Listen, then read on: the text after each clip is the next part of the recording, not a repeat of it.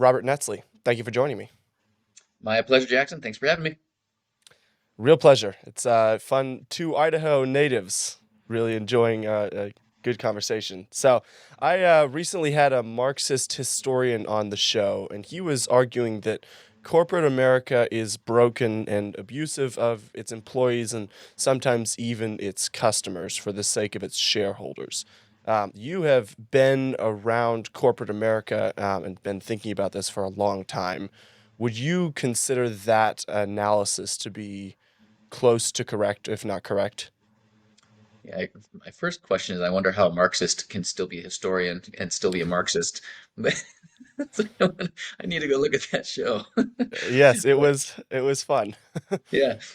Um, yeah. So, I mean, the question ultimately comes down to, okay, are companies taking care of their people? Is it greedy? Is it a broken system? Capitalism in general? Is that his basically getting at that root?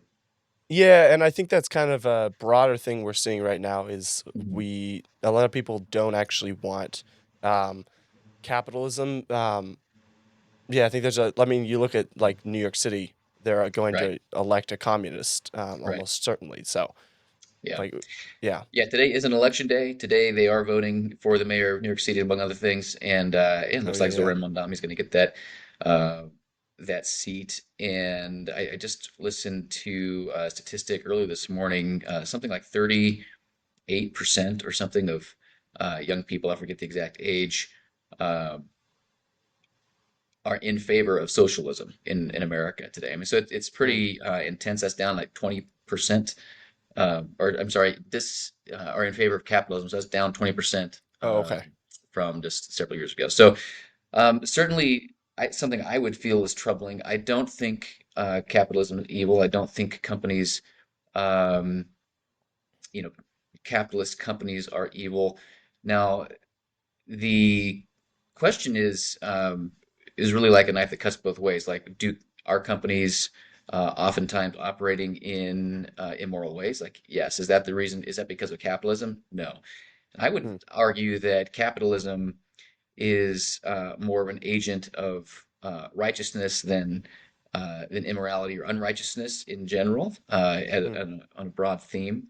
The companies that we engage with, if people are not familiar with our work, we're an investment company that's focusing on biblical values, biblically responsible investing company. We manage about 3.5 billion in assets under management. Most people know us for our exchange traded funds. We have 9 ETFs that we manage. Hmm. And so that gives us a lot of interaction with corporations. So as investors, we can call investor relations, we can talk to executives. We're in the habit of speaking biblical truth to corporate power and really seeking to be an influence of salt and light these companies. And you see a lot of different things. So there's sort of the meme of corporate America is like the evil, greedy businessman trying to extract all the money he possibly can. Of course, he's a white man, of course, Yes, of in course. the CEO seat of any of these companies, trying to oppress the poor, perhaps immigrant workforce or whatever the Yes. case may be. I mean, that's the meme, right? Uh, Yeah. get as much money as possible through immoral gains, and as long as you're making money, then all hail almighty capitalism. Now, that is not what we see going on when we talk to companies. Hmm. Overwhelmingly, when we talk to even businesses that you would classify as woke, or like we wouldn't even necessarily invest in them ourselves because of certain things that they're doing. Maybe they're incredibly engaged in LGBT activism, or distributing pornography, or whatever else may be that would keep them out of our portfolios. The people who are running these companies, um, it's interesting. They really just want to kind of stay out of these moral quagmires, let's say. Like, they really just they want to run a good business. They really do have this underlying um, operating system, but they want to produce a good product. They want to do the right thing by the people who are working at their companies and by the people who are using their products. Um, Unfortunately, there's misguided, right? How they go about Hmm. doing that is just misguided. They've been sold a lie from a lot of these big Wall Street sort of consultant firms or the extreme left activists who've been in the boardrooms and being activists for decades in the boardrooms where Bud Light thought it was a great idea to hire Dylan Mulvaney to do this, Right. custom marketing campaign, Yeah. right? They thought that was a great idea. They didn't think Yeah. this was necessarily pushing an agenda. Obviously, it was. The activists getting them to do that and selling them the line certainly had an agenda, but I don't think Bud Light necessarily had Mm. this huge trans agenda they wanted to, push on America. They thought it was going to really sell more beer to more people, and that their customers were going to like this.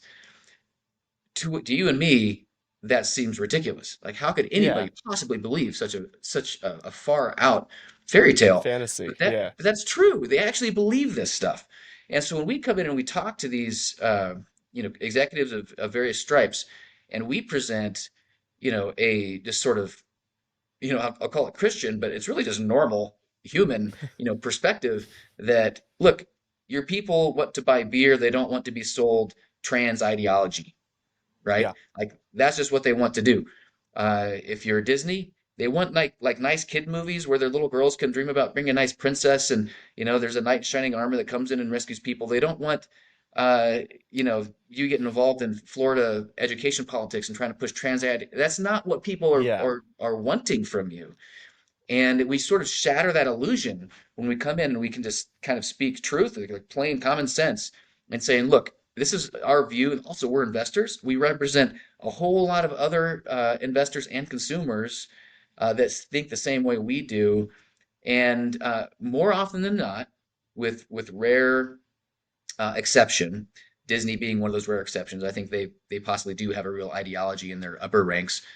There are a few like that. Target would be in that realm, Mm. but overwhelmingly they're like, oh, really? There's people who think differently than what we've been told, and oftentimes we're even thanked for sharing this sort of perspective, and because I've never heard it before. So Yeah. all that to say, going back to our company's evil inherently are should corp are corporations, for-profit corporations, a bad idea, to this Marxist historian's um, question and perspective. I would say no, because people like us who are shareholders in that venue have an opportunity to speak into those companies and make real change. Mm. And just like our government, as our founders said, this form of government doesn't work without a moral population. I would say Right. that capitalism is only as good as the people who are running it, right? Who are operating in that Yeah. system. And if the people are just hollowed out shells and whitewashed tombs and just enchanted by the ways of the world rather than founded on goodness, truth, and beauty, then sure, they're going to try to extract dollars at any price. Yeah. But if you have a populace, you have consumers, you have investors who, whether they're Christian or not, but just like sort of natural law, good versus evil sort of ideas, want to see people who are good at the job get good jobs, that companies make good products, that take care of people, they don't exploit people. With those as common, basic, uh, human, uh, divinely inspired, human flourishing concepts, capitalism is great. What's the alternative? Marxism, communism, where you don't have a say. There's a few in Right. power that just make all the decisions according to what they think is right in their little echo chamber. And it doesn't matter what you think because you have no way to speak into that or make any change because you can't buy a share. You can't be an owner. You can't be in Right. that group. And if you're a consumer, it doesn't matter because there's no competition. There's nowhere else for you to go. You've got to buy something from this company. So it's really Yes. this ironic thing with Marxism that they want to sort of dismantle the elite and the you know the oppressive regime or whatever by installing an even more oppressive regime with even more authoritarian power. Like I just don't understand how anybody can uh, can function with that, as particularly a historian. You look at the history; it's not a really great history for Marxism Yeah. and all the rest. So that's Yeah. my perspective anyway on companies and really the morality of capitalism and how if we can speak into these companies, they can really be agents for good Yeah. rather than just greed machines. Yeah. No, it's a good point that the we had a little Marxist experiment with people like Bud Light and Target and I think Walmart recently did something with Pride. I don't remember, um, but that these people are ideologically pushed, not necessarily because they believe this, but because it's just the way that they believe all their consumers are going. So if you had a Marxist society, all the people in the middle, all of the middle class, the bourgeois, no, not the bourgeoisie, the proletariat would be pushing these people to on average to the right, but because the proletariat is not vocal, because the right proletariat isn't vocal until the point at which you hire a trans man to come sell your beer. And perhaps the weirdest series of advertisements I think I've ever seen for any company, then a lot of these companies don't really see the world outside of like San Francisco. I feel like that's probably playing into part of this Mhm. problem. Yeah. Yeah, it really is. There's two worlds that people live in this country and probably all over the world. Journalist is another kind of area where I see this. I get interviewed a lot from just like the secular media, Wall Street Journal, New York Times, whoever, all the places. And especially when we were a younger company, one of the first to do what we're doing and on the scale that we're doing it, they would, ask me this question like, it's really interesting how you're managing money according to biblical values and all that kind of thing. And they just kind of cock their heads sideways and think, but who is going to buy your funds? And nobody believes these things anymore. Nobody believes they would say that. Nobody believes the Bible anymore. Who are you expecting to buy your funds? And I just look at it, I think, you know, I think we have a different perspective on the people who are in this Yeah, country. There are people that read the Bible that actually believe it as historical truth, as divinely inspired wisdom for your life, and authoritative on your life. Let's take it a step farther. A lot of people, and of course that's obviously true, and we've had a lot more success than any of these journalists thought as they mocked us and just sort of waited underneath their tree for the just like Jonah on the mountain for waiting the for the fire righteous to man to descend walk upon by. Yeah, our yeah, company. Like, no, we flourished, and by the grace of God, and it's just it really is a two worlds that people are living in, and you can see that in like the news channels, like the people who listen to CNN, let's say, versus the people who listen to Daily Wire. Like you get two different viewpoints, right? There's different algorithms. There's there's just these different worlds, and that's not really a good thing. yeah. I mean, it's pretty terrible actually for those on the right and on the left, because if we're going to let's just speak for us on the right, and more particularly us as Christians. If we're going to reach the lost, we can't do that in an echo chamber. If we're going Hmm. to preach the gospel to the lost, we have to, be in communication with the lost. We've got to understand who they are and what they're thinking, so we can deconstruct these, these lies Lies. that they've been taken Yeah, captive by. You got to understand what those are, and be able to speak into that at a minimum. And likewise, if the left is over here in the non-Christian world and whoever else over here, and they are never interacting with like actual Christians within an actual cohesive conversation, they just see the meme Christian on CNN or whatever, then of course they're never going to darken the door of a church or crack open a Bible because it's all just there's all this propaganda that has just taken them captive, right? I mean, that is the enemy's scheme, is to yeah, divide, to deceive. And so part of our work, I mean, in a very small way here in the investing world, it's a little strange, but we have a role to play in that. And I think every investor does. Every Christian investor has a role to play in breaking that barrier because corporate America, by and large, is in that other world, that other yeah, sphere. They're under that enchantment of just the Bible doesn't exist and nobody believes it anymore, sort of a thing.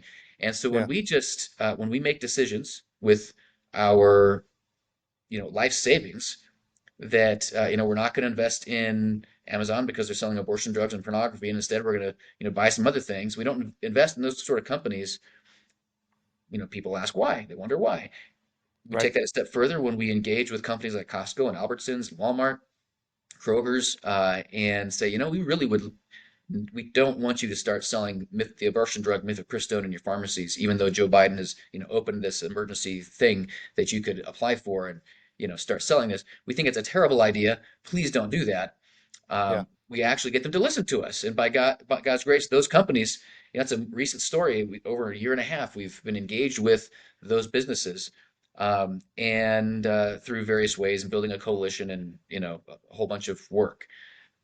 They have made the decision not to sell abortion drugs. But that never would happen, right? Because if they're just listening to Wall Street, if they're listening to the corporate McKinsey consultants, of the world and whatnot, then they Mm. would think, of course, abortion is everybody loves abortion. You're upping your brand by caring for women's health, by offering this compassionate care in Yeah. your pharmacies, and really it's the murder of the unborn, right? The murder of the Right. innocent, and they need to hear that, right? They need to hear that.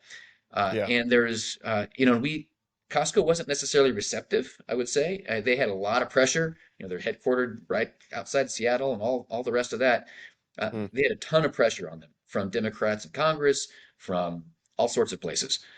But we were able to break through that noise and just get them to stay out of that debate. Like, look, there's no business case for you to sell this abortion drug. You're not going to make money on it. I mean, Yeah. how much money do you think you're going to sell on this thing?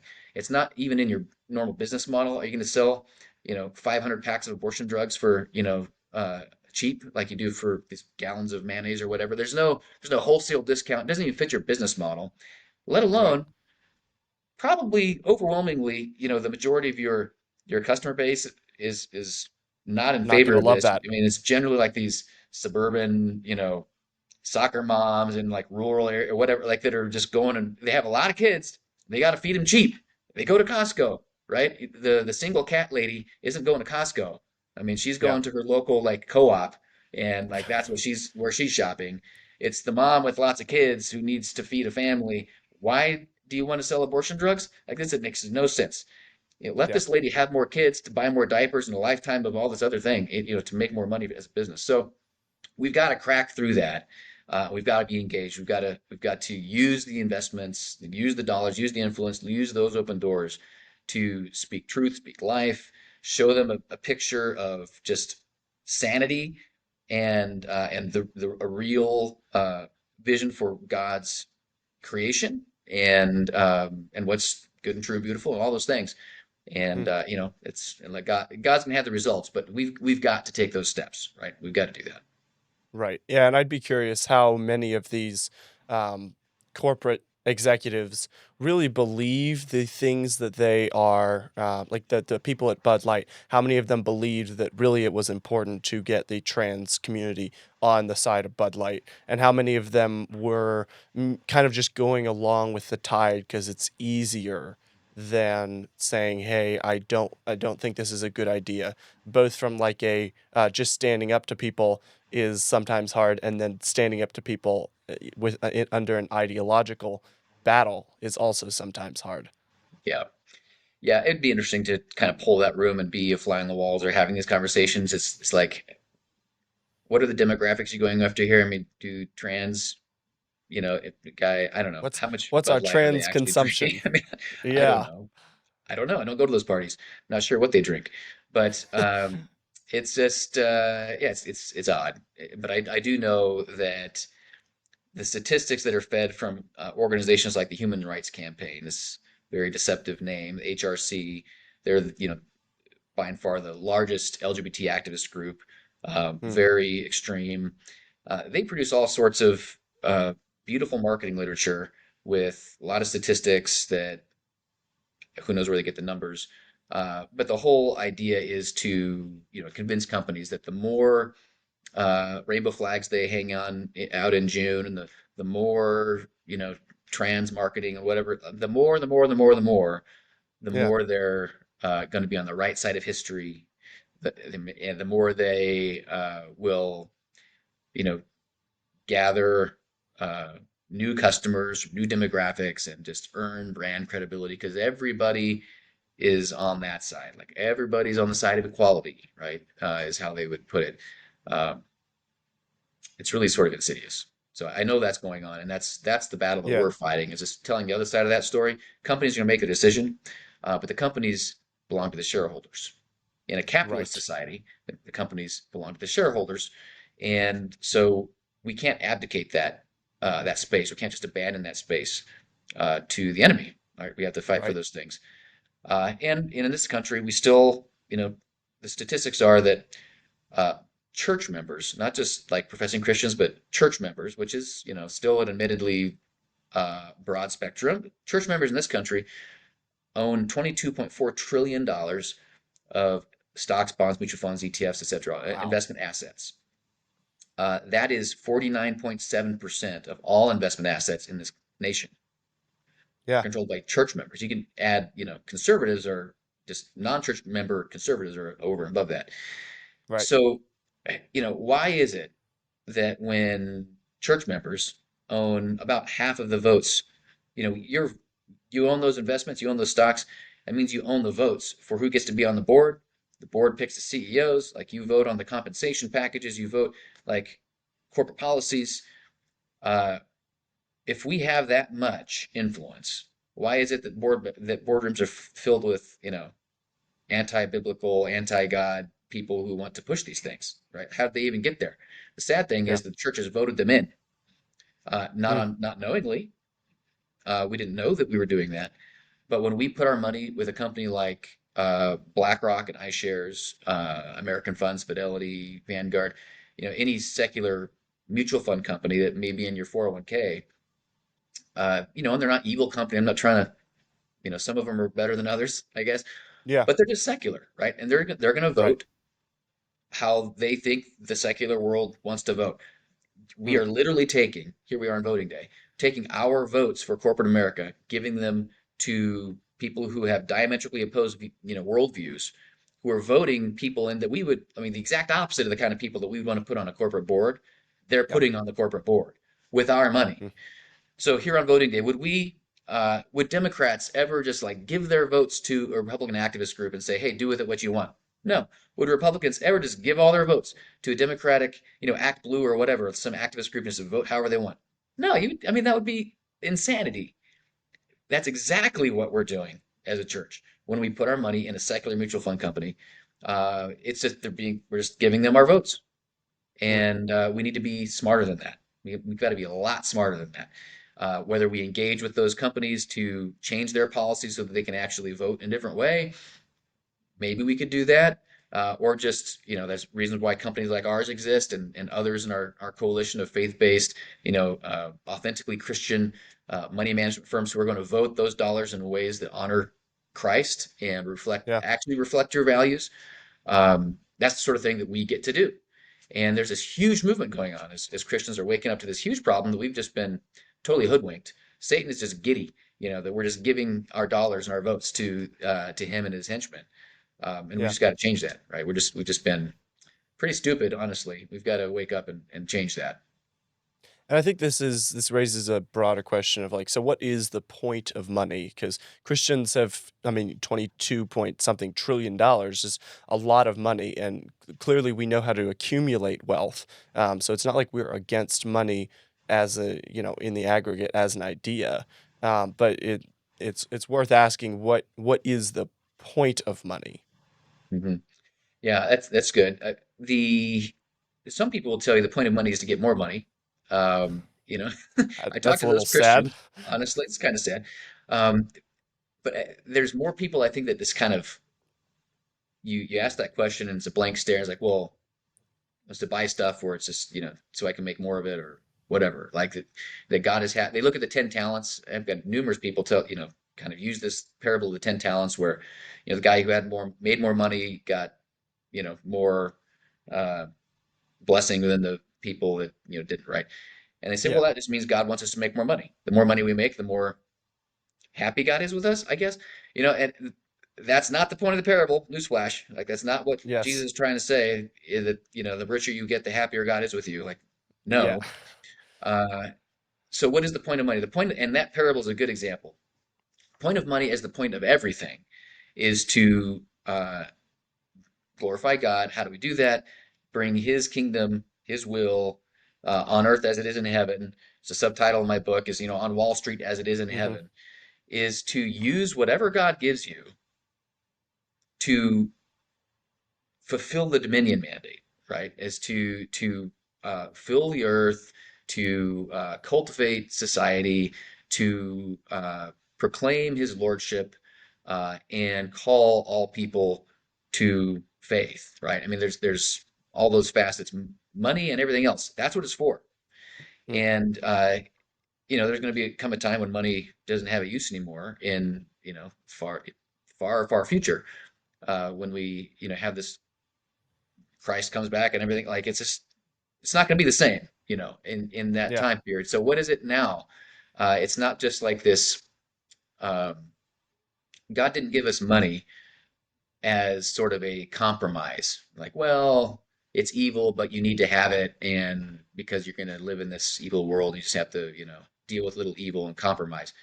Right. Uh, no, there's a righteous and good reason that God invented money, Mm. and that is to give yes, you a way to care for your family, and there's a practical means of how to interrelate as a society, and like trading goods for services and all that sort of thing. And but the greater purpose, the greater idea around money is it is influence. You hear money is power. That's true. Money is power to buy things. Money has power to influence decisions, for good or for ill. And the scripture says that the unrighteous lay up wealth for the righteous. Why? Mm. Why does God want the righteous to inherit the wealth from the unrighteous? Why is it that there there's this long-term flow of capital from the unrighteous to the righteous? What is God's design for that? If money was evil, why it would be the other way around, right? I mean, it would just, well, give all the evil stuff to the evil people and they're just going to be judged for it. But God has it go the other way, right? The unrighteous save up wealth Mm. eventually for the righteous. It's because God wants righteous people to use to wield power, to have power and influence, and to wield it in a way that glorifies Him, and that means loving God and loving your neighbor.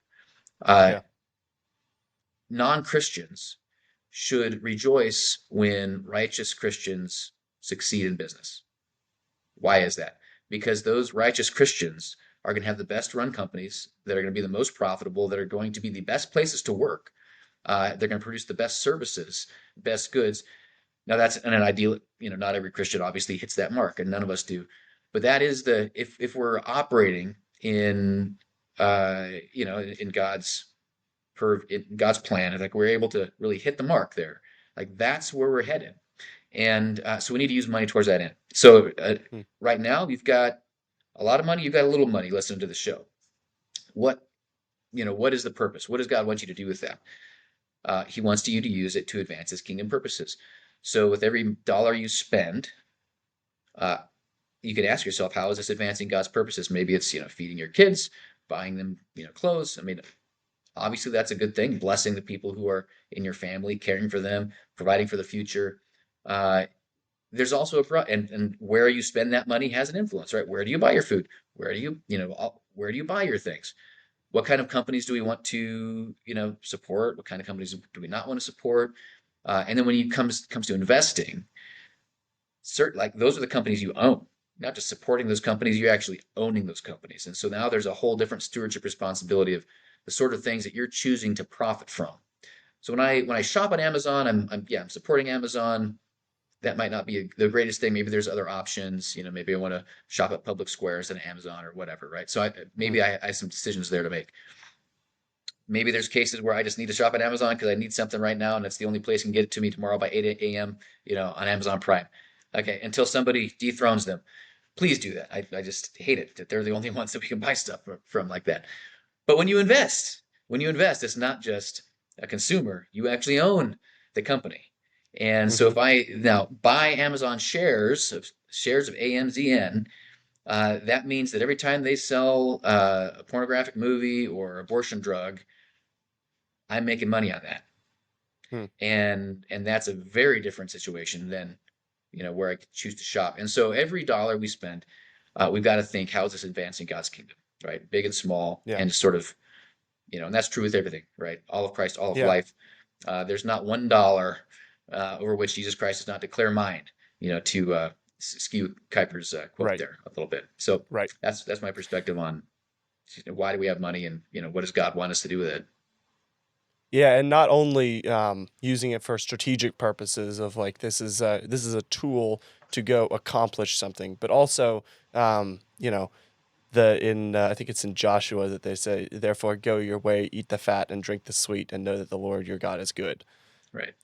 Money is also used to be able to really enjoy the life that God has given you, and give blessings to your family, and help them to enjoy the life as well. So it's not just a hammer, but it's Yeah. also it's also something that can be used to enjoy. Unfortunately, I think a lot of Christians think that that's the only thing that it is to be used for. So, Yeah. Thank you for that. Yeah. So, and that is, how does it advance God's kingdom? Rejoicing in God's good gifts is a way, is an important way to advance God. Feasting is like commanded in Scripture, like to come together and to feast and to right. rejoice in God's blessing. Why does He say such a thing? And because it shows to the world and to you, and to all your generations and whoever's around, that God is a good and loving Father who delights to give good gifts to His children, Mm, who are walking with Him, and yeah, we get to use money for that. It really is a beautiful thing. So, um, obviously, you can start worshiping money. You start falling in love with money. You can start like really desiring, like this overwhelming desire just to be rich. In First Timothy, there's warnings against that, and elsewhere, where just wanting to be rich for riches' sake is not helpful, and it leads people into all sort of ruin and destruction and despair. So you see, so there's a lot of warnings there, and I think as Christians, we sort of swung the pendulum kind of too far in the other direction in some cases, where we certainly don't want to fall into ruin and despair and be guilty of loving money and worshiping mammon. yeah. But that doesn't mean we have to, you know, sell everything and be take vows of poverty and whatever else. Like it's okay and good, like to enjoy the good gifts God gives you, to bless your children, bless your wife, uh and to enjoy those things, right? Yeah. And not to serve those things, but to enjoy them, knowing that they come from God. It is He who gives you power to earn wealth and all those things. uh, so it's a fascinating conversation, especially like in conjunction with just the very complex world we live in now, I guess, of the economic world now versus a long time ago. There's a lot more. You Yeah. got cryptocurrencies, bitcoins. You've got you know huge capitalist empires, uh, global corporations. Like, what is our role as Christians in these things? And it's at some point, I think our theology of economics and like monetary theology or whatever you want to call it stopped like 200 years ago, and we just sort of like said, okay, bink, we've got it now, and then we just keep. That's as far as we went, and we need to catch up, right? Because there's a Yeah. lot has changed. So how do we apply those very good principles, obviously that are timeless principles, but how we apply them into a modern context with all these different things going on is uh, is a big conversation that we need to really engage with. How did we kind of what was the trajectory for Christians losing control, but like not seeing this as a battle, and kind of leaving the economic sector up to the pagans, and just uh, uh, where did the apathy about the economic sector from the Christians come? Hmm. Well, I would guess, and if we can kind of trace that history, I think it's similar to what happened to academia, where you have this Mm, secular humanist sort of Enlightenment worldview that gets planted, and very pragmatist humanist, just maybe God exists, but it doesn't really matter to us. We're not accountable to him if he does. So we're just going to go on our merry way and figure things out in a human way, um, that sort of tainted academia, tainted the world of money, taints these things.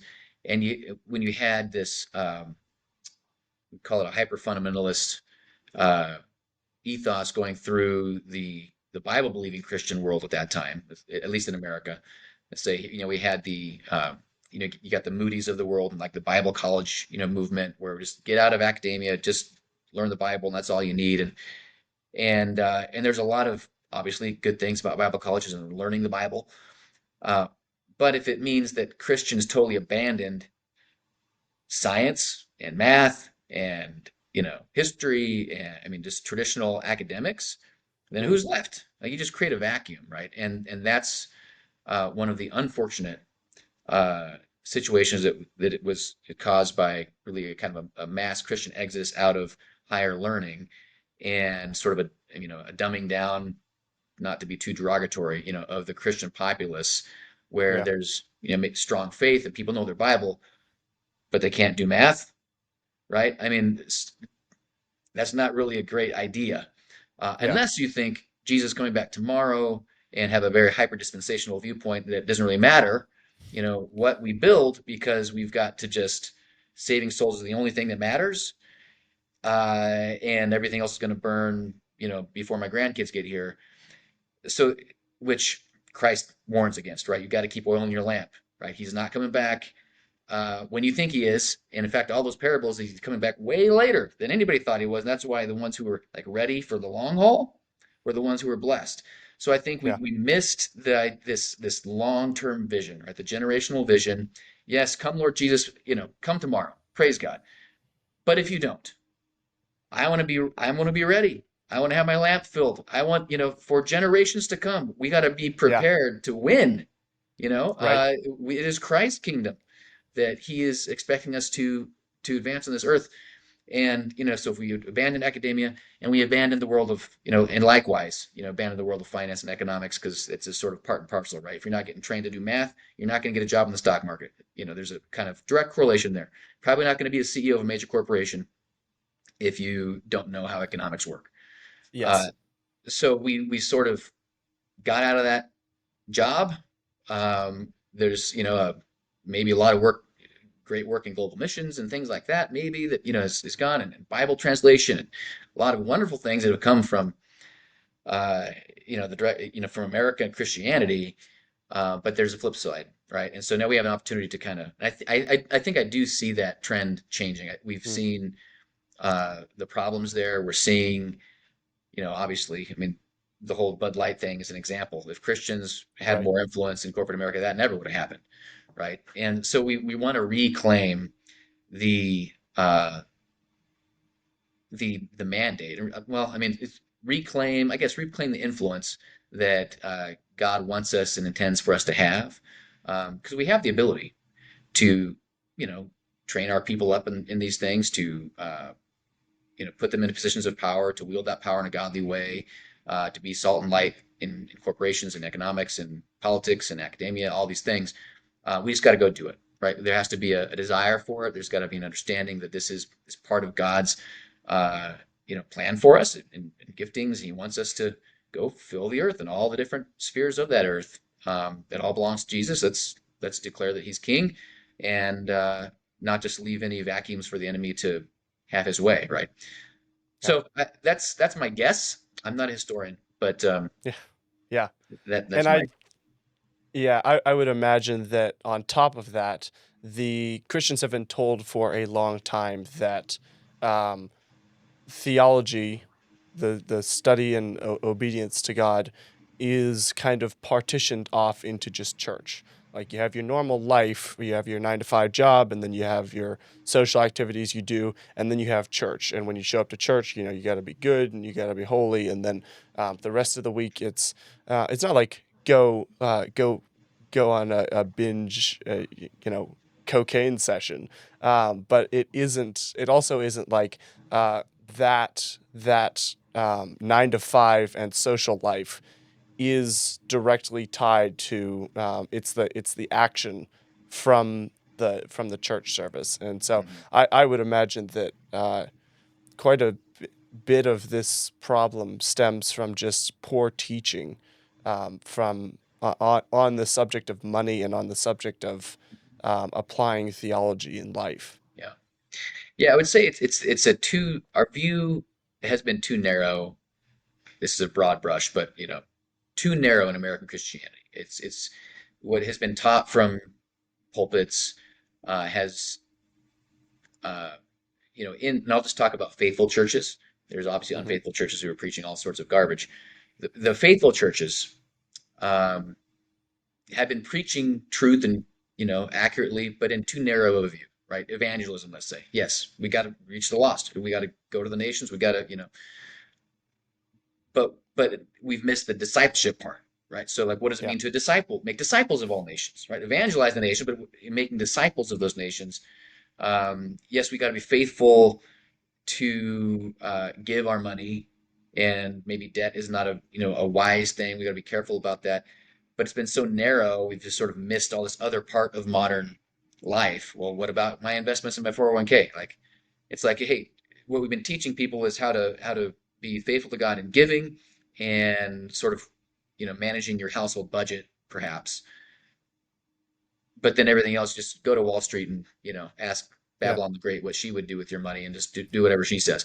That's essentially what the church has done, right? So Yeah. we've had in faithful churches, good teaching in certain areas. We've got to widen our aperture and address all of life, right? And when we see discipleship is and even evangelism, right? Just being a witness in culture, a shining city on a hill, like blast the light out, right? Like live in such a way that people notice and like, oh my gosh, like that light is blinding, and you either love it or Yes. you hate it. Like you've got to live that way. And this whole idea of we come to church on Sunday and like we're very churchy on Sunday or whatever, but then the rest of the weeks is hey, make sure your personal holiness, personal piety, is important. So we got to have accountability groups and those sort of things, and really walk in personal holiness, which is important. But and maybe share the gospel if somebody asks you about it. But then that's really all your responsibility is, from Monday morning to Yeah. Saturday night. Misses the whole point of a Christian life. Like we're to live in such a way that is a just whether we're speaking or not, like sharing the gospel. But I mean, really, we should be preaching the gospel in word and deed. Just how we live should be so different. You know, not conform to the pattern of this world, but transform because our minds have been renewed by the Holy Spirit of God. Right through His Word, we think and see things differently, and we live therefore differently to such a magnitude that it's obvious to those around us. And you get that scripture: "Be ready to preach in season, out of season. Be ready to give an answer to Hmm. anybody who asks you for the hope that you have." Well, who has anybody asked you the reason for the hope that you have? Well, maybe your life looks so similar to everybody else around you that why Yeah. would they ask you? I mean, we must live in such a way that it is confusing to people to such a degree that they're going to ask you, why do you have such a hope? And man, that's convicting for any of us, right? I mean, we have to, if we live in like Jesus, like our life is going to be that much different. They're going to ask the question, and so we got to live a life that begs the question. Give me the reason for this hope that you have, Yeah. and then of course be ready to answer it. Uh, but it's all one package, right? It's just so we can't teach people what the answer is and how to share the gospel, and then like never teach them to live a life that begs the question. Is Right. I guess how I put that. Yeah, and the begging the question is often, or the living the life that causes people to beg the question is often in how people um, spend their money one way. If you look at like the amount of money that has gone towards missionaries in foreign countries, and towards unfortunately that also ties into the amount of money that has gone into the pockets of people like Kenneth Copeland and other pastors like him. But the idea that money is made to be given to the church. And yes, you can keep some of it for yourself, but mainly your money is for the church. I don't think we see reflected in Scripture at all, and I don't think it's having any helpful effects on how Christians think about money and using money as a tool practically in the world. Yeah, and certainly the church needs money, and we should give money to Oh yeah, pay for our 100%. pastors. There's an extreme there, though, right? I mean, I think what you're Yeah, getting at is this mentality that it's bad for me to have money, but it's okay for the church to be rich. And like we right. shouldn't keep a Yeah. bunch of money, but we should fill the accounts of the church, and somehow I mean, that doesn't make any sense. Now we need to give double honor to those who are laboring and preaching and teaching the gospel. We need to fund global missions. Like we have to do some of these things in appropriate relation to the other. If I'm just giving all my money to the global missions and my kids are suffering, like I am not being a faithful servant to our Right. Lord. And so we have to keep those things in proper proportion. And there's churches in other countries for a reason. Like they should, serve their neighbors. And if there's not a church, then maybe we should plant a church. That's kind of a whole topic there. But how money uh, gets used there, think if we rewound clock and we're able to sort of see how much money went to, I mean, certainly Kenneth Copeland's and Joel Osteen's and all those sort of kind of posers out there, all that money, of course, but then all the money that has gone to maybe well-meaning ministries, well-meaning activities, but perhaps not the wisest use, right? So I don't Yeah. want to uh, bash anybody over There's the a head lot or of sort of bind their caveats here. conscience on like, look, if you're giving money to, Yeah. whatever from a good place, I'm not going to be too hard on you. All things are beneficial or permissible, but not all things are beneficial. But we can look back and say, let's do a postmortem and say, how could the church organizationally, but also just the church, people have invested, not necessarily in stocks and bonds, but like invested their money more wisely. Like we could have done Mm, better. We know that. So how could we have done better to achieve the goals of God's kingdom come, his will be done on earth as it is in heaven, to reach the nations, to reach our neighbors here, to disciple our children up in the faith, and to produce, godly generations, grandchildren, great grandchildren, and just, all those things, building institutions that will last generations, that will be that shining city on the hill, and building, institutions of Christendom and all the rest. How could we have more wisely used those proceeds? I think one of the answers we would come back with is building businesses.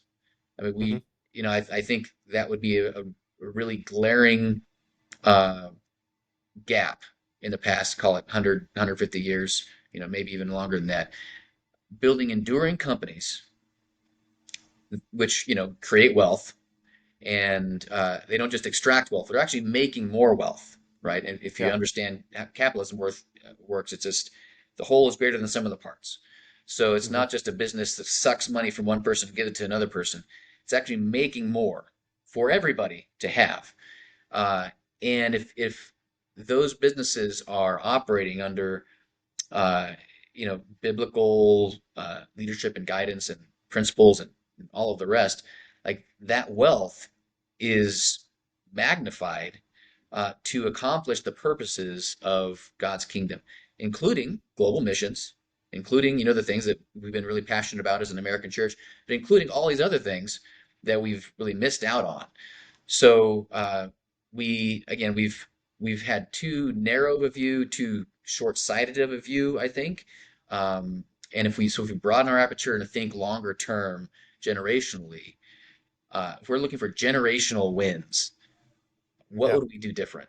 And I Right. think building these enduring institutions, and it could be schools in that category too, businesses, certainly churches and all those institutions. Um, I think we would have cared a lot more about those institutions than our how we spent our money actually shows that we should have been caring over the past 100 years or so. Yeah. I think there's a quote from Socrates that men grow or society grows wise when men plant trees in whose shade they will never sit. I Yeah. think that's generally. I'd be curious. Can you expound more on what that looks like for Christians from a money standpoint? What does it look like to build cathedrals, or to begin building cathedrals that you will never see finished? Yeah. To begin planting trees that you won't ever sit under? So let's do a thought experiment. Imagine if Jeff Bezos was a Christian. Imagine if Elon Musk was a Christian. Imagine if He's Bill almost Gates was a there. Christian, right? Almost, Yeah, I hope so. You we know, hope so. imagine if all these scions of the biggest businesses in the world were like authentic Christians from the Yes. day they, from before they even started their business. How would Amazon be different? How would, all these Microsoft and all these businesses, how would they be different? Yeah. And what impact would that have on society? I mean, you think just talk about Amazon just as one instance. Okay, well, they wouldn't be selling all this trash, right? I mean, Yeah. the Right. distribution system for uh, moral filth would be completely restricted, right? And Yeah.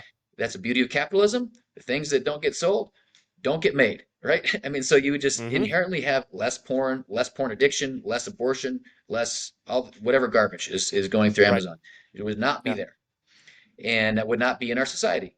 And it would not be, somebody else would have a business, but it's not going to be dominant like Amazon. Like you have this dominant business, people are just going to buy less of it, Yeah. and that's real, right? And it's the same for all these other companies, right? The influence, that political leverage. I mean, they have. I've met the lobbyists from some of these companies. They have like their whole job, right? They have teams of people. All they do is government relations. Like, why does a company like Amazon have government relations? I don't know. I mean, they sell stuff, but why? Well, yeah. I mean, I guess I know. It makes sense. It makes sense if they want, to certain things to be cheaper, and it Sure. makes I mean, yeah. sense. So Would I corporate prefer policy, that it didn't tax happen? policy. Hmm. Yeah, I'd Yeah. prefer it was not an option. Yeah, and so there's reasons, tax policies and things, but then they get into they're advocating for things that make no sense from a business perspective. It really is pushing an ideology, Hmm. and and so we say, well, maybe that's not a great idea. But actually, as Christians, if I had a company that was that size, like I would probably be advocating. I hope I would be advocating for biblical values that were not directly related to my business, but related to the society that I perhaps have an obligation to help see come to fruition, with the Yeah. influence that we may have. So I don't really fault them for being activists. I fault them for the things they're being activists for. Hmm. But yeah, I mean, we have a viewpoint of the sort of world that we want to see, that God has called us to create. Like we should use our influence towards that end. And so if we have that thought experiment, man, wouldn't that be great? And then we just sort of like, oh well, yeah, but they're not. Yeah. Why? So who's listening to this? Who could be the next Jeff Bezos, right? Instead of just going to China as a missionary, as good as that is, and if that's your calling, then praise God. But maybe God's calling in your life is to start the company that's going to take down Amazon. Like that is, just as, if not more, uh, impactful for the kingdom of God than just, Yeah. taking a vow of poverty and going to China. Yeah. So there, like we have to view vocation and the kingdom of God and the work and the calling that God gives us in more than just evangelism or like short-sighted like generosity, just give the money away and like spend it now on Bibles, as good as that may be, but like what are we doing to like advance the kingdom generationally? Um, Right. that's what it would look like. The world's largest businesses would be overtly Christian, Yeah. and and again, that would be the non-Christians would rejoice, should rejoice in those things because Should. of Yeah. the flourishing that would happen.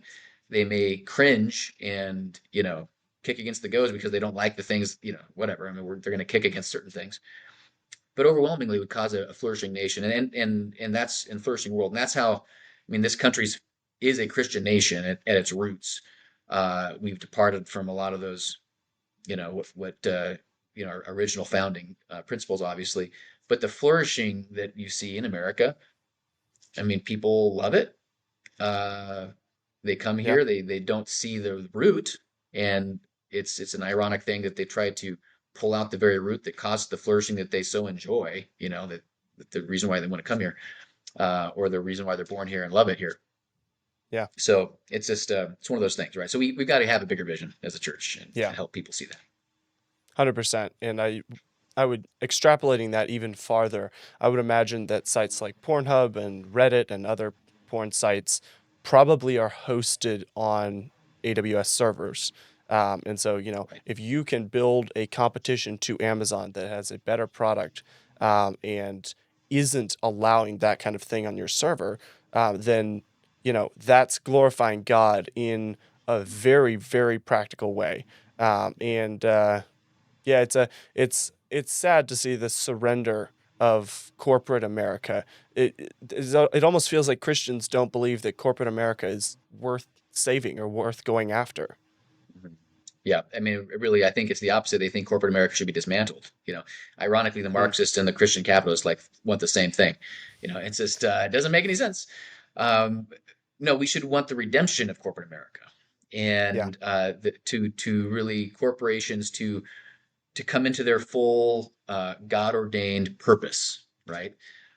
Which is to function as just emissaries of Christ's will on the earth. So yeah, we got to work to that end.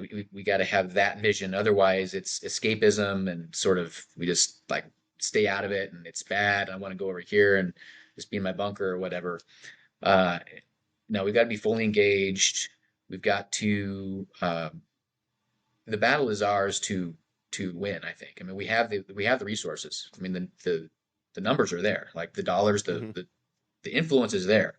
We've got to organize it. We've got to deploy it in a wise way, with the right view in mind. And I think we can do that. It just takes some time, to get herd all the cats. I think together to kind of go in right, the same direction there as Christians. But that's our calling as here at Inspire Investing anyway. I mean, we're growing fast. We're 3.5 billion, which is big, but it's not big, compared to some of these companies.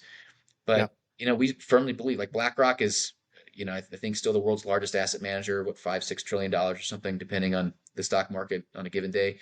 Uh, Church members have $22.4 trillion, right? I mean, there's no reason that our company or some other company like us or all of us together like can't and shouldn't be the world's largest asset managers.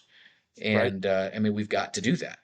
Um, yeah, Otherwise, we're just giving our money to giving our money to the enemy and investing in his agendas and letting him run wild with our votes and our influence and all the rest.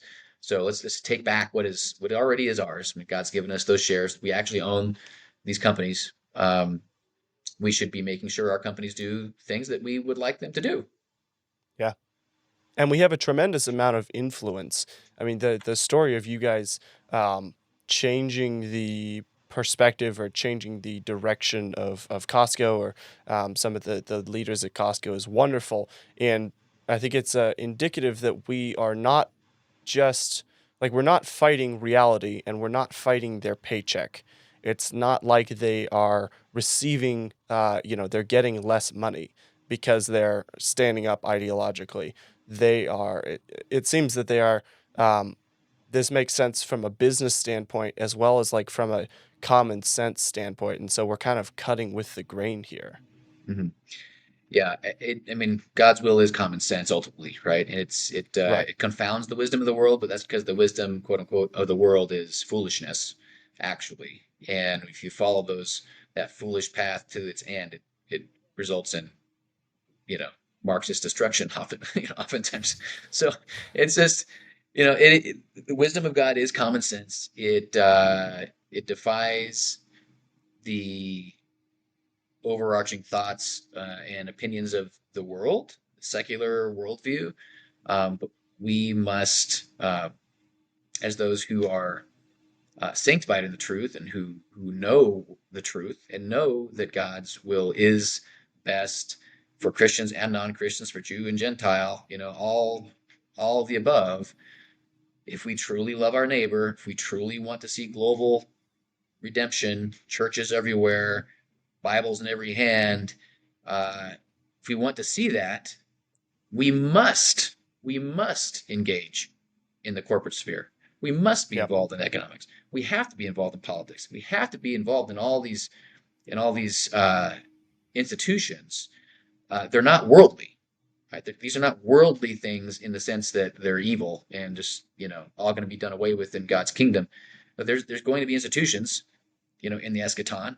Like they're going to be a lot different. I don't know exactly what that looks like. Somebody else can, be much more astute on describing, their what that world is going to be like. But we're not going to be sitting on clouds with harps, right? We're going to have jobs. There's going to be Yeah. hierarchy.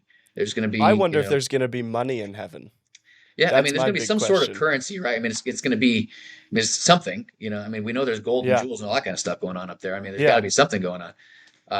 It's just going to be very different than today's Right. obviously economic. Maybe it's Bitcoin. I don't know. Some people Yeah. think it's Jordan going to be Bush would Bitcoin. love that. I don't think that. Jordan Bush probably thinks it's Bitcoin. I would disagree, but Yeah. it's it's not going to be devoid of economics, Yeah. right? I mean, there's going to Right. be the exchange of goods between different people, and it's fascinating to sort of like let your mind wander on those things and read Yeah. theologians who've done a lot more homework than me here. But it's Yeah. it truly is. We are partnering with God's redemption of the world when we engage with corporations to Yeah. help them bend the knee to the Lord Jesus Christ. Right, exactly. And there's an image I think many Christians have of heaven as like basically we're going to go back to like the first century AD as far as technology and innovation is concerned, and then we'll just perpetually be there. But we'll be in the presence of God, so everything will be great. And I think that's wrong. I think that it's more likely that we will be much more technologically innovative and also further down the road.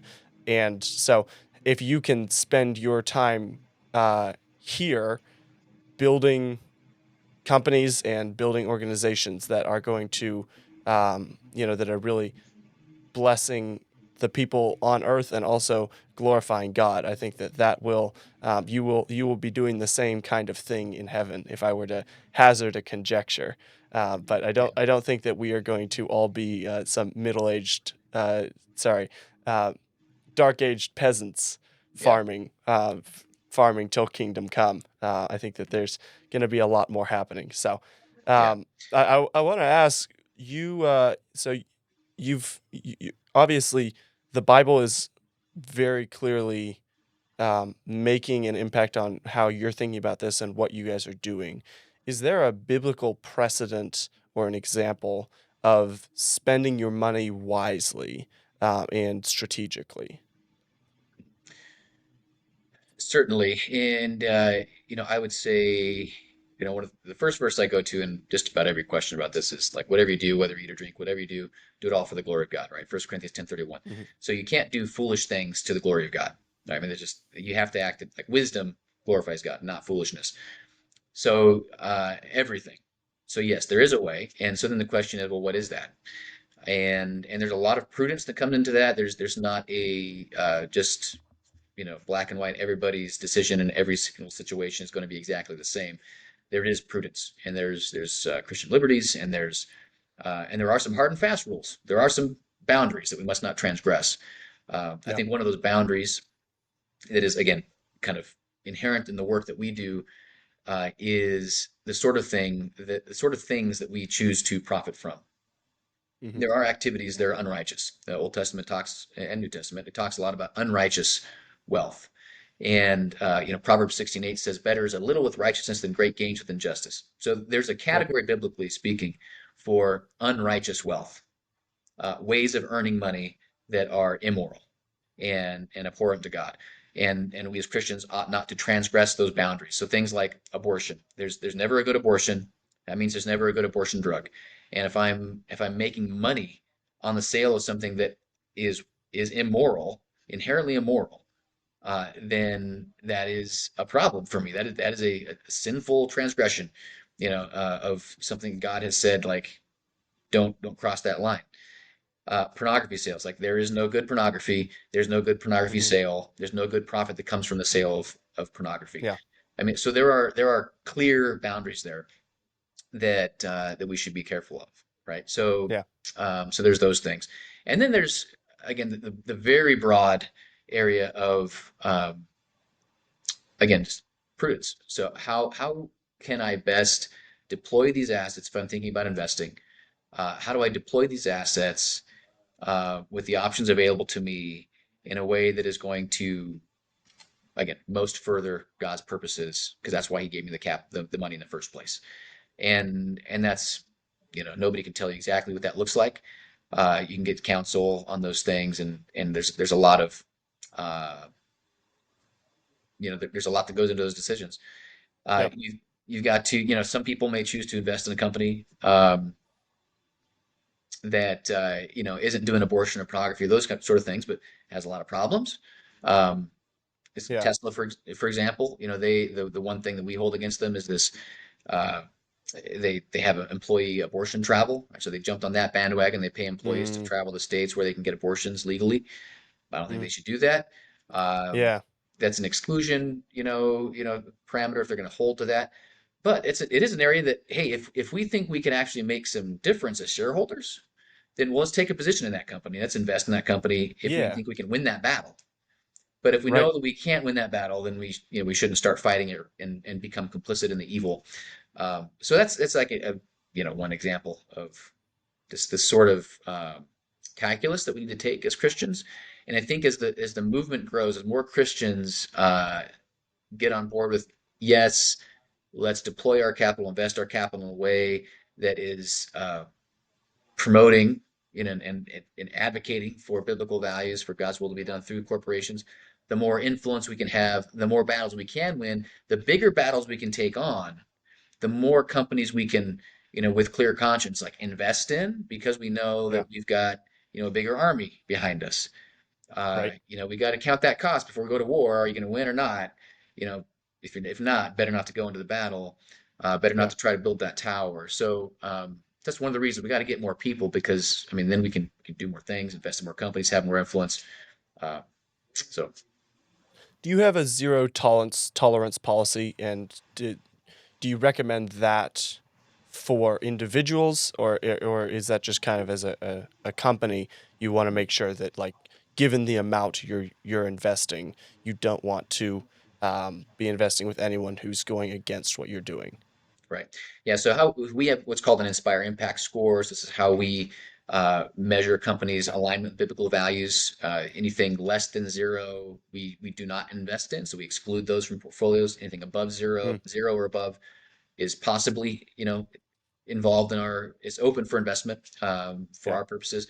Now we have funds that people buy all over the place, right? So um, there's a lot that we screen out that I don't think, on an individual basis, there's not like a moral requirement for people to not invest in an alcohol company, for instance, right? So we screen out alcohol, but that's because there's a lot of people in the world who maybe they have alcoholism in their personal history or their family history, and they want nothing to do with alcohol in their portfolio. That's fine. Mm, Like there's only a handful of alcohol companies, and it doesn't really matter to me. It doesn't change investment performance. It's not like we need yeah. alcohol in the portfolio to have a good, portfolio. So in order to serve a broad swath of Christians with these funds, we screen those sort of things out, right? And it doesn't hinder the performance, and it opens the door for people to invest who otherwise might have a conflicted conscience. So so that's like an example where we would be more stringent because we're serving a broader population with a single fund. Um, on an individual basis, I do think there are required exclusions. I would say abortion, pornography are clear ones. Like they're just there's no good reason for those. Yeah. Uh, Human trafficking would be another one. It's a little harder to find and that kind of thing. But there are some Yeah. examples where there's like Sorry. real slave They will labor. really, can you, so companies will actually, that information will be publicly available?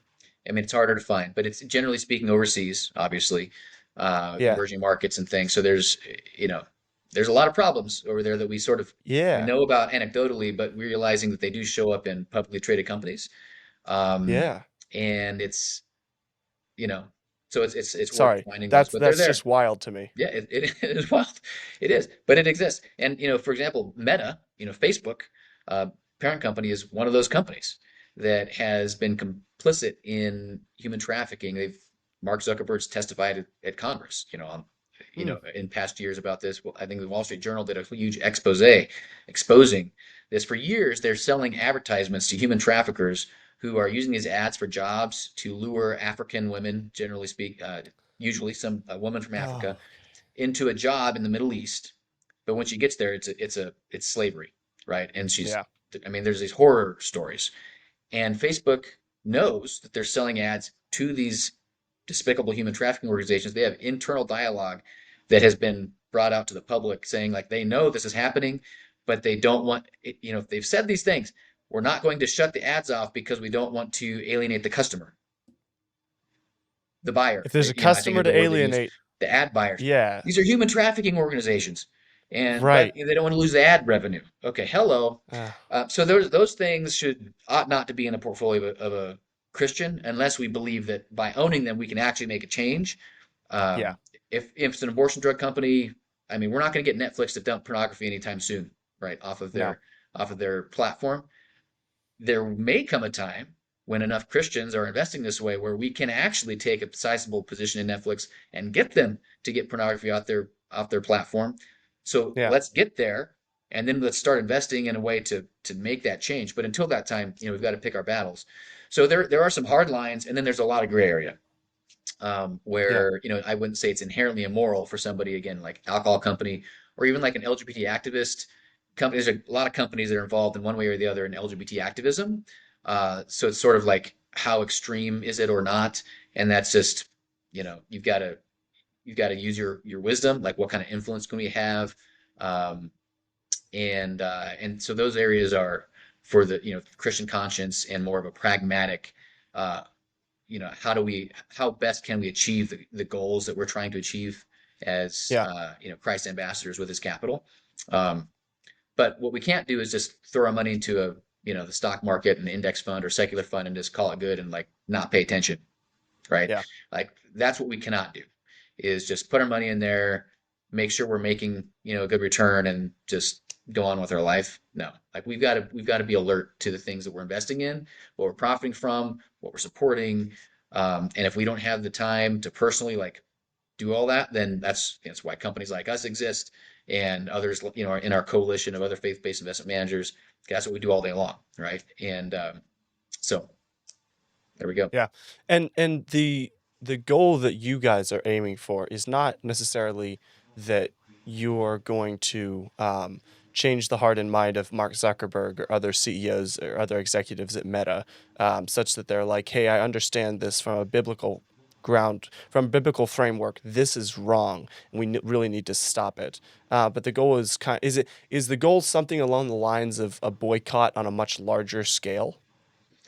Yeah, I mean, the idea of a boycott, um, there's elements that can be there where,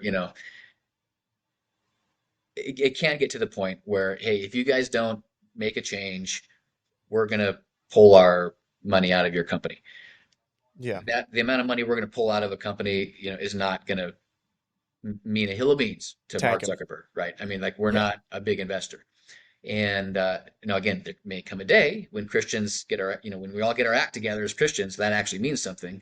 And I think we're heading that direction, uh, soon. I hope we'll get to yeah, those sort of things. But until then, it really is more of a prophetic role, right? It's like a voice crying in the wilderness, and but we're gonna preach this truth. And again, God's been gracious and given us outsized influence with the major corporations. That it's yeah, not just because of all the money that we have to, you know, just throw our weight around. It really is, just we're speaking biblical truth, the corporate power. We're presenting a good common sense argument for this, and common sense wins the day. There's also, oftentimes allies, kind of moles on the inside, or whatever you want to call them. There's Christians. They're working in these companies, right? Some of them are yeah, executives, and I've had private conversations, with several of these people, who are in the C-suite at some of these major corporations. And they tell me, like, look, I'm in these board meetings, and I'm hearing the pitch from these radical LGBT activists, for instance, and all these things. I can't stand up in the boardroom and say, hey, excuse me, I'm a Christian, I think we should not do this. I mean, I'd be mm, fired, right? I mean, and it's not going to accomplish anything if I do, because Nobody else Yeah. cares about biblical values or if I'm a Christian. But now, Right. because you guys are here as shareholders, what I can do is stand up in the boardroom and say, "Excuse me, thank you for your presentation, Rainbow Flag Coalition or whoever it is. I just had a conversation with these guys over here, and they're faith-based investors, broad, conservative Yeah. investment groups. They have a different perspective on this, and I think we need to honor all of our shareholder positions. Look, we respect all diverse, viewpoints, and we're tolerant of all viewpoints, and we just need to not get involved in these social issues. Like, let's just make Yeah. shoes, right? Like let's just make good Yep. shoes and sell them at a good price and hire good people to make those shoes and like just keep the rainbows off of them, right? And Yep. so, I mean, so that's the sort of thing that we can do now is provide air cover for the people inside who want to do the right thing, Yeah. and stay out of these contentious issues, which goes for non-Christians too. A lot of executives are just like business people that don't want to be involved in contentious issues. They don't want the drama, but they need an excuse, right? They need air cover, and so we can do that for them.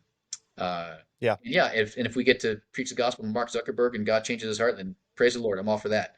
But Yeah. that's the Lord's work. And until then, we're going to be a faithful witness in the public square, and Yeah. at least call that company to stop selling people into slavery for a profit. That'd be a great starting point.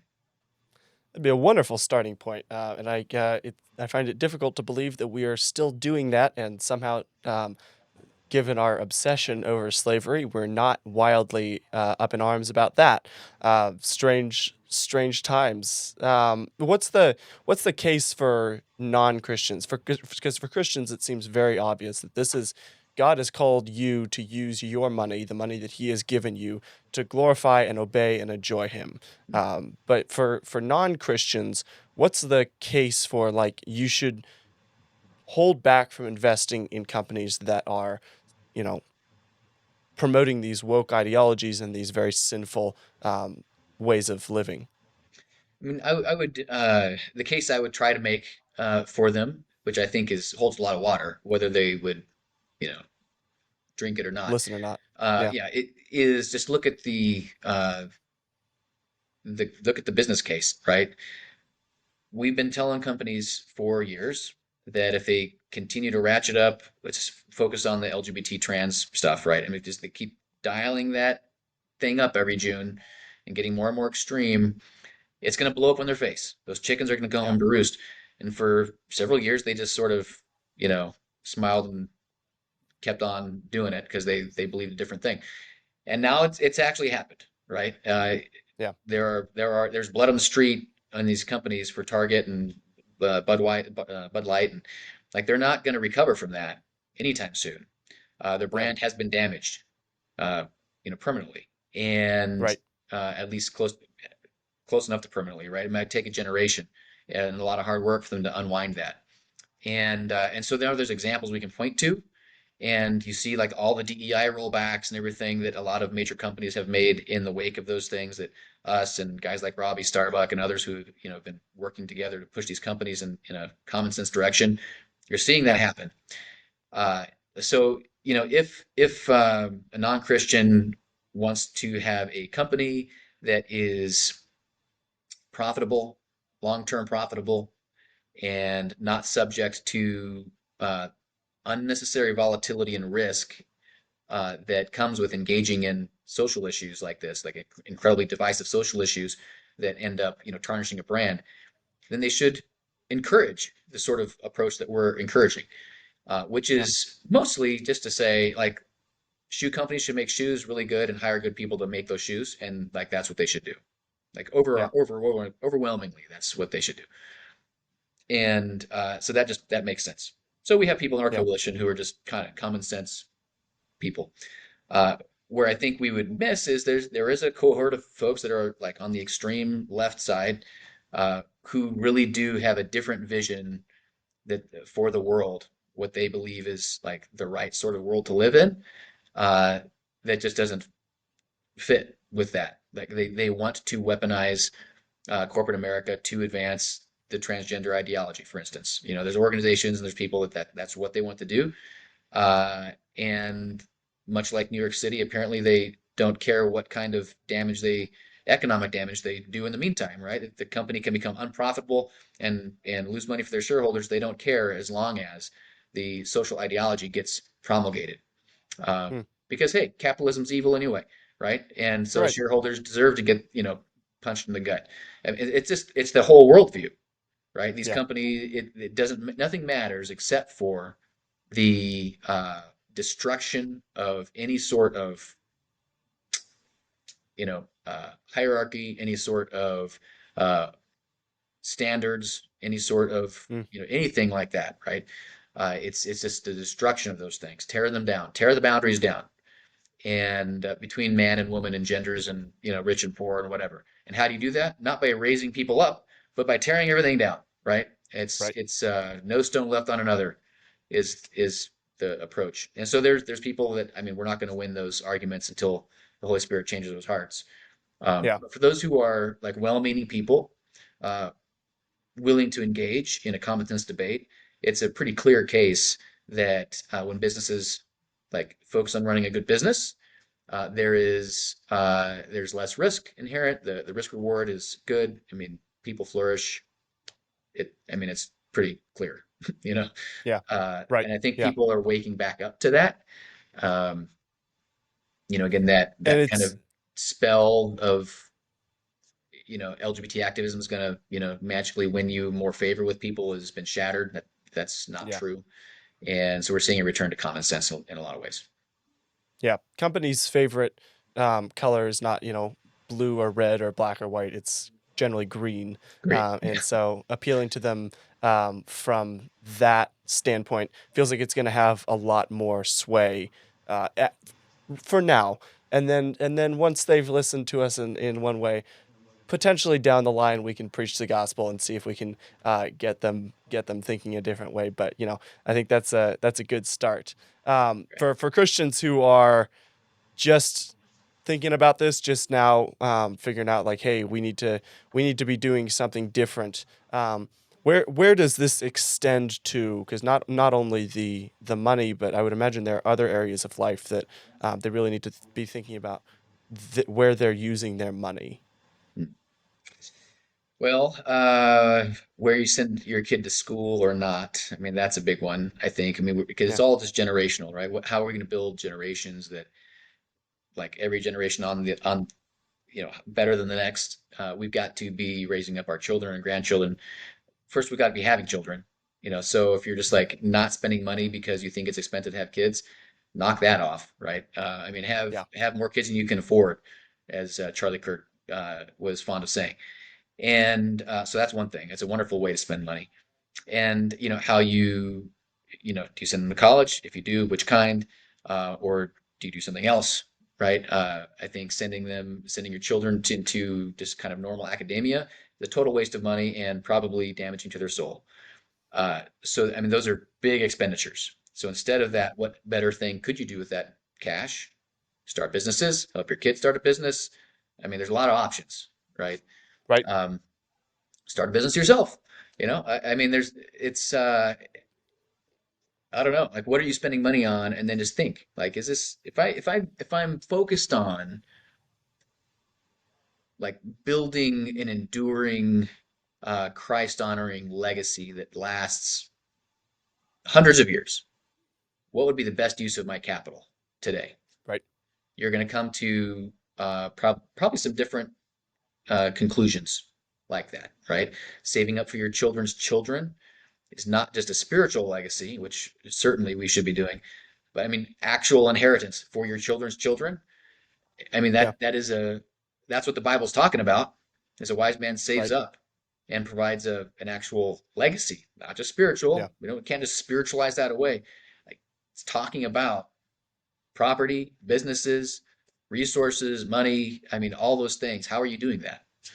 Yeah. Uh, and if you're not, start figuring it out. And I think banks are probably in there as well, but I Mm. think there's been kind of a transition to away from corporate America's banks in the past several years, given what we saw with the Canadian trucker protest and just all the madness that happened during COVID. Right. Yeah, and why don't Christians own the banks? I mean, that's Right. another problem. JP Morgan Chase. If we were in charge, if Jamie Dimon was a God-fearing believer, now he's better than a lot of the other guys. I mean, he is more of that He common is. sense, conservative, like business guy. Like, I appreciate that. Um, but suffice to say, things would be different if the CEOs and teams and whatever all these banks. Well, let's do that. And there's been some attempts to start like conservative banks, Christian banks. There's Christian credit unions, but and God bless them. Like I'm a client of a Christian credit union. It's pretty hokey, Yeah. honestly. I mean, we got to stop. We got to not be hokey. We've Yeah. got to be the best in the industries that we operate in. There's not a Mm. reason we shouldn't be. Uh, and there's not a good reason we shouldn't be, I should say. There's a lot of reasons, but it's not a good reason that we shouldn't be. And really, again, those non-Christians should want to be the clients of the on-purpose Christian bank. Non-Christians should want to be the clients of, ex clearly outwardly Christian investment companies. We have a lot of non-Christian investors because our funds are good, right? And it's just when your products are that good, services are just as good, Yeah. if not better, people, come to your company. Like we need to do that Gravitate sort of a towards thing. it. Yeah. Yeah, we don't want to like just, Yeah. hey, let's build a bank that's like serviceable just so the Christians come here and like, sacrifice what they could have gotten from a secular bank. Now we just need to build a better bank that's going to put the other ones out of business because it's better Yeah. and win all the non-Christian clients over. Also, like we Yeah. need to do those sorts of things. And I think that Yeah. that category in our Christian brain has just sort of been like it doesn't exist. So we've got to cast that vision and then And start. Yeah. that made a lot of sense for people in like 2020 and shortly thereafter that no, we need to have conservative options for these companies. Conservative Amazon, conservative banks, conservative money transaction organizations. But now, since the wokeness has kind of subsided, there's a temptation to relax and not push the advantage. So I Mhm. think um, we need to not sit on our laurels in Right. this moment. Yeah, we've got to pursue, right? So we've made some victories, like we've got to finish the fight, right? We can't Yeah, just like, hey, we win the battle, hooray, and let everybody just flee off in the hills because they're just going to regroup and come back at us. I mean, you see right. that Yep. whole thing happening in all the historical battles. But we've got to like win the battle and we've got to pursue. And Hmm. so we've 2020 and all the crazy madness that came after that just exposed to the world the folly of all of this stuff we've been talking about today, and opened the gate for us to rush in to start some really phenomenal businesses, um, to really have the wind at our back, uh, with even public perception that you know a lot of non-Christians didn't like what Bud Light did too, right? I mean, so there's Yeah, Disney and all the rest. Like we have a lot going for us, so we can't just stop, right? We've got to push that right. advantage by continuing to grow these companies, to scale them. Starting is one thing, scaling is another thing. We've got to do that. We've got to have massive amounts of capital to rival that of the secular world, or even better, let's plunder the secular world, like get the secular capital and just like use it to build Christendom, and to build generational legacies that Yeah, siphon the money out of secular space and put it into yeah, Christendom's coffers. Like that's our opportunity right now because the business case has been made. So let's do that, right? And then so it's starting our business, scaling our businesses. It's also infiltrating existing companies, right? So it's let's find businesses that we can, like going concern, secular, quote unquote businesses, and let's have some influence there. Let's exert the influence that God's given us, and we can't take over yeah, Amazon tomorrow, but there's companies that we can really make some differences in, and maybe there's companies we can buy yeah. and or at least get board seats on. And all these things are real, and that's what the liberal world has been doing for decades. We just not, Right. we just not thought about it because I don't know why. Like we just maybe it wasn't didn't think it was possible. It's possible. Yeah. I don't Um, know, yes, we got to press but press the advantage. press the advantage, and if you are in those large organizations and you are a Christian, be ready because Robert and Inspire are going to come knocking, and you want to be prepared to show them how you're spending your money well. Where can people find not only you and the book online, but also as they're starting to think more about spending their money wisely, find Inspire Investing and helpful resources for who should I spend my money with and how should I be thinking about this more? If you go to inspireinvesting.com, that's sort of like your starting point for all things Inspire. We have a lot of resources there, different businesses. You can find our ETFs. You can find we have over 40 wealth management offices around the country, with Christian advisors giving financial advice, and managing investments and all that sort of thing. So you can get that one-on-one advice. We also have a technology, Inspire Insight, it's free to use. You can plug in a ticker symbol, stock, mutual fund, ETF, whatever, and get all the good, bad, and the ugly from a biblical perspective. That's the first step. Is just learn what you own, get educated. So if you got some investment in your 401k, some mutual fund, put the ticker symbol in and see. And it'll tell you that this fund in your 401k owns this company and on this date gave this much money to Planned Parenthood, right? It gives you the very granular data, and then do something Mm, about that. yeah, And then, of course, yeah, the book, published by Canon Press here, just coming out recently, Biblically Responsible Investing on Wall Street as It Is in Heaven. You can buy it pretty much anywhere, but buy it from Canon Press. I mean, it's the best place to buy buy it. it from Canon. Don't need to give Amazon any more money. Just buy it from Canon, canonpress.com, and I appreciate that. And it goes into a lot of detail in the book about really the journey God's brought me on to how I even have gotten here. It's a really phenomenal story of God's faithfulness. It's been a harrowing journey. God's been incredibly gracious, and we go into detail and like kind of the backroom conversations we've had with some of these big executives and the wins that God's given us in a lot of these huge, globally massive corporations for biblical values, and then a lot of the scriptural underpinnings of what does God say about Yeah, modern investments and how does that apply to your portfolio? So that's been helpful for a lot of people. Hopefully, it'd be helpful to people here today. fantastic. Are you online for people to follow you as well? Yeah, LinkedIn, I'm on there, and X. Those are the two platforms I'm most active on. So you can find me there at Robert Netzly. Love to connect. Fantastic. I will put links in the description only for Canon Press, and then all of the other things you mentioned. Robert Netzly, thank you so much for joining me. It's been a pleasure talking to you. It's been a lot of fun. Thanks, Jackson. Appreciate it. See you guys.